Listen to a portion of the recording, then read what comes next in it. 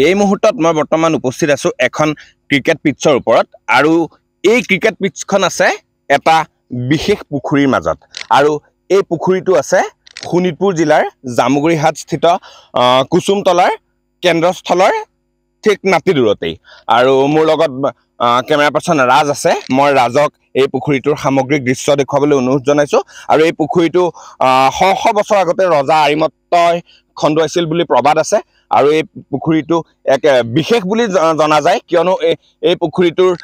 পুখুৰীটোত ভৰ বাৰিষাটো কেতিয়াও পানী হোৱা দেখা নাযায় দোপাল পিতা বৰষুণৰ মাজতো কেতিয়াও এই পুখুৰীতে পানী নধৰে এই বিষয়ে মই কিছু সবিশেষ জানিবলৈ চেষ্টা কৰিম মোৰ লগত কুসুমতলাৰ দুজন ব্যক্তি আছে সচেতন লোক মই তেওঁলোকৰ পৰা কিছু কথা জানিবলৈ চেষ্টা কৰিম যেহেতু ভৰ বাৰিষাটো যিমান বৰষুণ হলেও এই পুখুৰীটো পানী নহয় কিবা এক বিশেষ এই পুখুৰীটো তাৰ কাৰণ আচলতে এইটো প্ৰবাদ বুলিয়ে ক'ব লাগিব কাৰণ আমিতো এতিয়া শুনিহে আহিছো আমিতো তেতিয়া নাজানো এই প্ৰবাদ মতে প্ৰথম দুটা প্ৰবাদ আছে প্ৰথম প্ৰবাদ মতে হ'ল যে আৰিমত্ত ৰজাৰ বিষয়ে বেলেগকৈ আৰু কোৱাৰ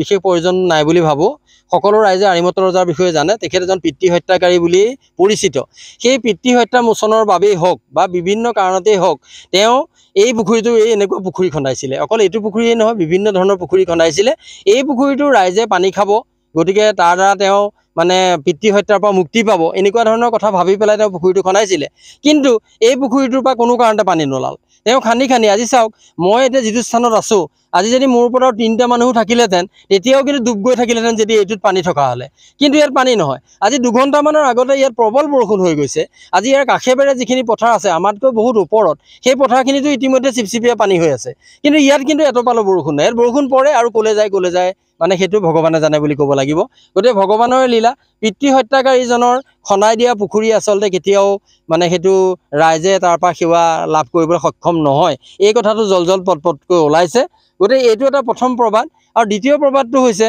যে ইয়াৰ কিনাৰতে এজোপা বৃহৎ গছ আছে এই বহু যুগ ধৰি এই গছজোপা ইয়াতে আছে সেই গছজোপাৰ তলতে বোলে এজন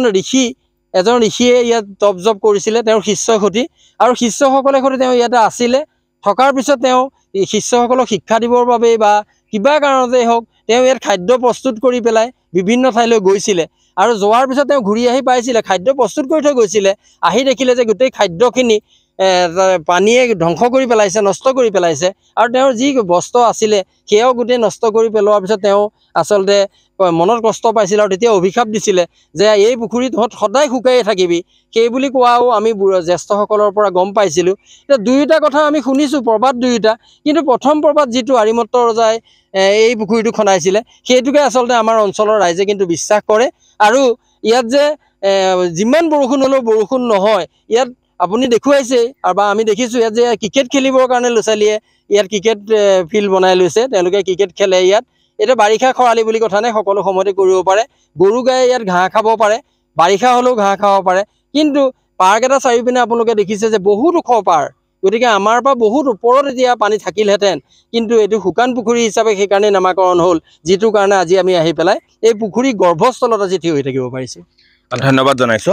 কেমেৰা পাৰ্চন ৰাজক মই পুনৰ অনুৰোধ জনাইছো এই পুখুৰীটোৰ সামগ্ৰিক দৃশ্য দেখুৱাবলৈ ইতিমধ্যে আপোনালোকে দেখিছে পুখুৰীৰ চাৰিওপাৰ যিটো পাৰ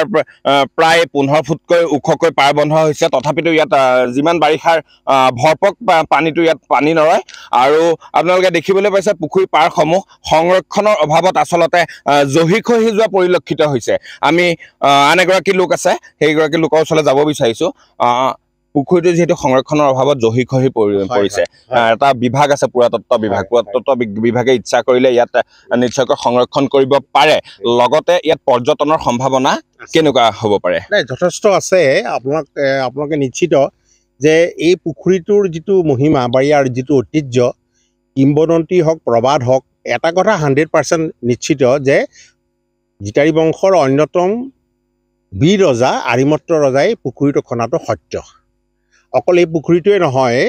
এই লোহিত্যপুৰত তেওঁ পাপৰ পৰা প্ৰায়শ্চিত্ত লাভ কৰিবলৈ 120টা পুখুৰী খান্দিছিলে এই 120টা পুখুৰীৰ অন্যতম পুখুৰী শুকান পুখুৰী যিটো পুখুৰী 15 বিঘা মাটিৰে আবৃত কিন্তু দেখা গৈছে এই পুখুৰীটো তাহানিৰ পৰাই পৰিত্যক্ত অৱস্থাত আছে আৰু ইয়াৰ পাৰসমূহ বা পৰ্যটকক আকৰ্ষণ কৰিব পৰাকৈ অসমত এটা ব্যাগম পৰ্যটন বিভাগ এটা আছে, পুৰাতত্ব বিভাগ এটা আছে। তেওঁলোকক বিভিন্ন সময়ত আমাৰ স্থানীয় ৰাইজে, সচেতন ৰাইজে দাবী দুবা বা পেপাৰৰ যোগেদি বা মিডিয়াৰ যোগেদি জনোৱাৰ পিছতো এই পুখুৰীটো পৰ্যবেক্ষণ কৰিবলৈও নাহিল বা পৰিদৰ্শন কৰিবলৈও নাহিল। আমি আশা কৰিছোঁ যে আপোনালোকৰ মিডিয়াৰ যোগেদি যিহেতুকে এইটো প্ৰচাৰ হ'ব,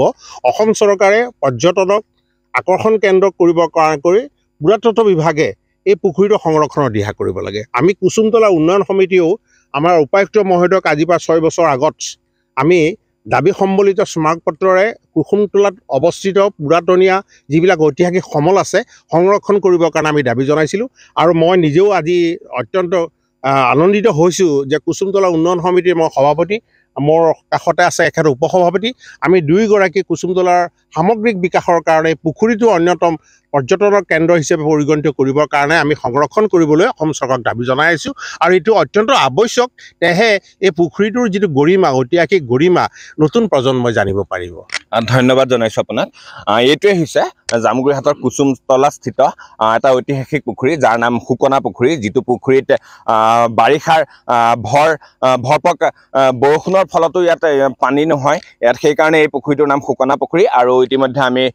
কেইগৰাকীমান স্থানীয় সচেতন ব্যক্তিৰ লগত কথা পাতিলোঁ, আৰু তেওঁলোকে জনাইছে যে তেওঁলোকে আশা কৰে, তেওঁলোকে দাবী কৰিছে যে অসম চৰকাৰৰ যি পুৰাতত্ব বিভাগ, সেই পুৰাতত্ব বিভাগে পুখুৰীটো যিমান পাৰি সোনকালে সংৰক্ষণৰ ব্যৱস্থা কৰিব লাগে।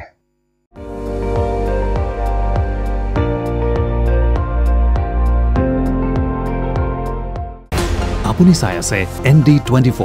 সৰ্বশ্ৰেষ্ঠ নহয়, সৰ্বোত্তমৰ দৌৰত।